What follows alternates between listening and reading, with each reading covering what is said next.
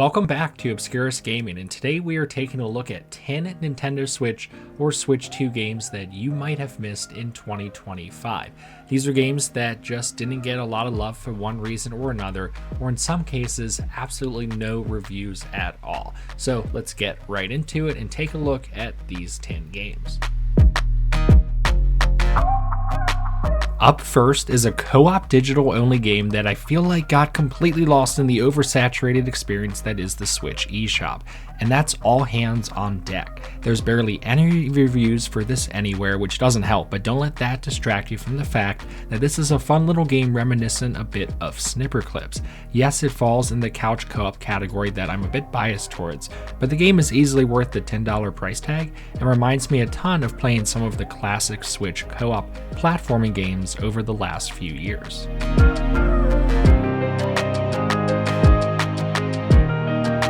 Some of you may instinctually look at the title of this game and think this is some half-assed experience from a moderately recognizable property trying to cash in. God knows games like that still exist out there, but you'd be wrong. Run Eggstraction is actually made by the team that made the various shows and movies, and well, it shows. The gameplay itself is a sandboxy co-op experience where you try to break into various locations and rescue chickens. It can be a little glitchy and unpolished at times, and nothing here is revolutionary, but it is legitimately one of the funniest games we played all year.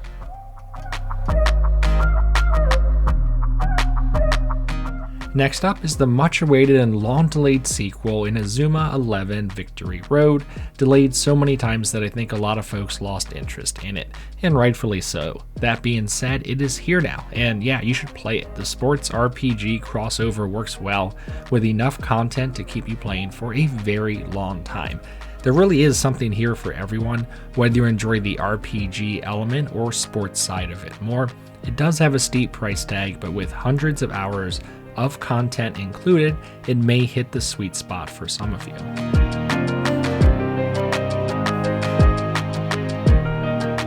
To this day, and really every year, there are many developers trying to make games that tap into the Stardew Valley-esque life sim genre, but most of them completely fail, or so derivative that they can really just be skipped.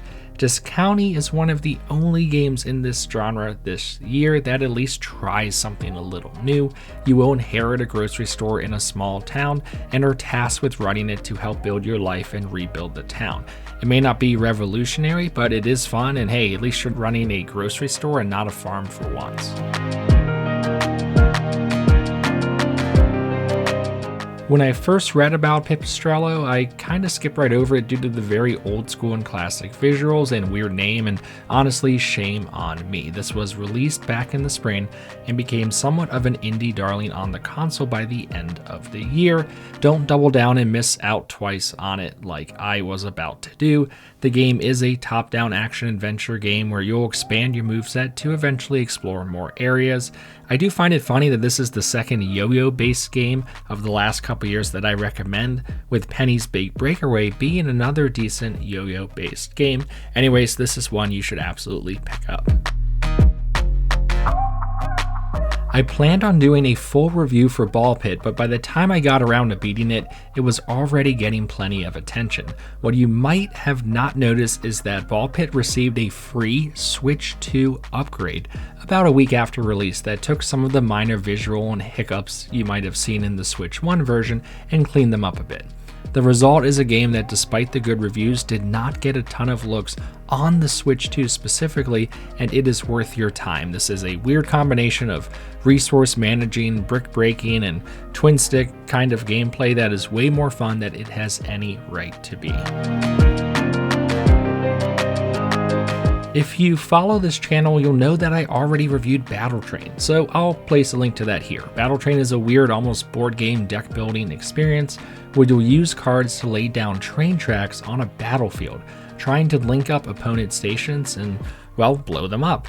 The presentation here is top notch, and for a nice, inexpensive price of $20, is one that I recommend to pretty much everyone. No joke, Battle Train is easily in the running for my favorite Switch game of the year.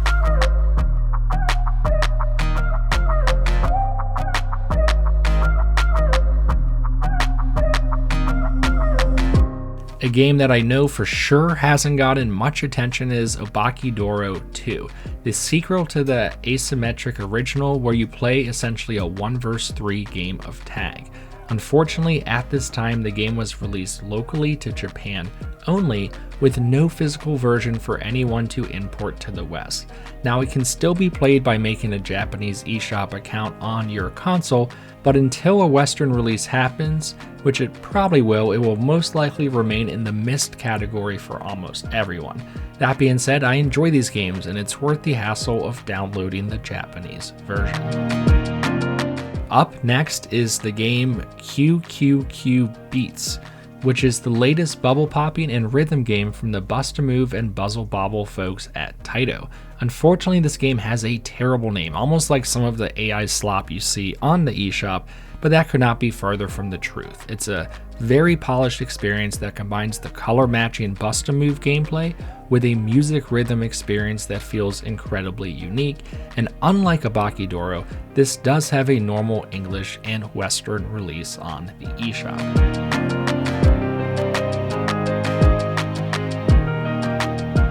And last up here is a very late addition to this list, and that's Popucom. Announced a while back during, I think it was a summer direct, I feel like folks kind of forgot about it, but this game is finally seeing the light of day this year on console this week. I strongly recommend that you check it out, especially if you enjoy local co-op games. So yeah, that wraps up our list for 2025. I hope and I really think there is something here that you should give a second or first look to, depending on what you're looking for and depending on what you might be into. They all deserve it one way or another. But yeah, thanks for watching, guys, and I will catch you next time.